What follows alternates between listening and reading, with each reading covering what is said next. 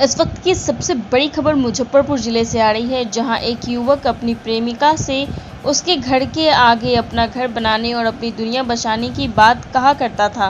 किस्मत का खेल देखिए, शनिवार की शाम उसके घर के आगे ही उसकी चिता जली और प्रेमिका झांकने तक नहीं आई। दरअसल कांटी थाना क्षेत्र के सोनबरसा गांव में रहने वाली अपनी प्रेमिका से मिलने शुक्रवार की रात रेपुरा रामपुर शाह गांव निवासी मनीष कुमार ठाकुर का पुत्र सौरभ कुमार पहुंचा। युवती के स्वजनों ने उसे रंगे हाथों पकड़ लिया।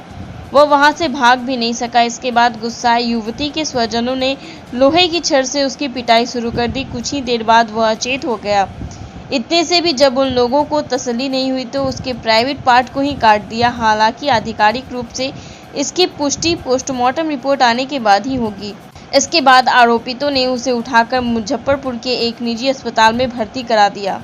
इसकी सूचना युवक के स्वजनों को देने के बाद सभी वहां से भाग गए। सौरभ के स्वजनों के पहुंचने तक डॉक्टरों ने उसे मृत घोषित कर दिया। उसके बाद पुलिस ने सबको पोस्टमार्टम के लिए भेज दिया, जहां से सबको रेपुरा रामपुर शाह पहुंचते ही लोगों का आक्रोश फूट पड़ा। मुजफ्फरपुर देवरिया मार्ग को जाम कर दिया।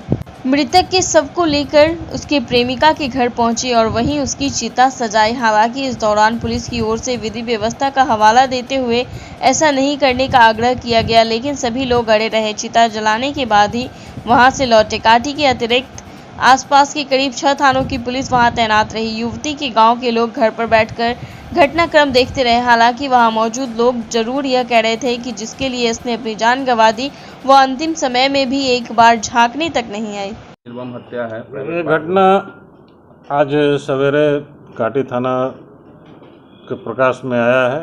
एक डेड बॉडी बरामद हुआ है। अभी तक का अनुसंधान से यह बात सामने आ रही है कि प्रेम प्रसंग में यह हत्या हुई है।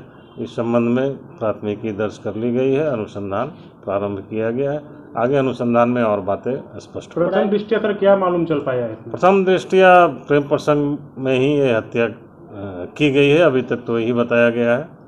आगे और भी जांच से, अनुसंधान से कुछ बातें और सामने आ सकती है। प्राइवेट पार्ट काटने की बात कर रहा है।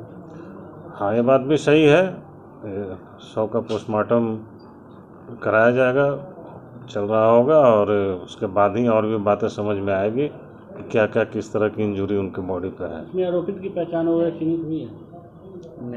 वो FIR प्राथमिकी ही नामजद हुई है और उसकी गिरफ्तारी के लिए टीम बनाकर पुलिस अपना काम कर रही है।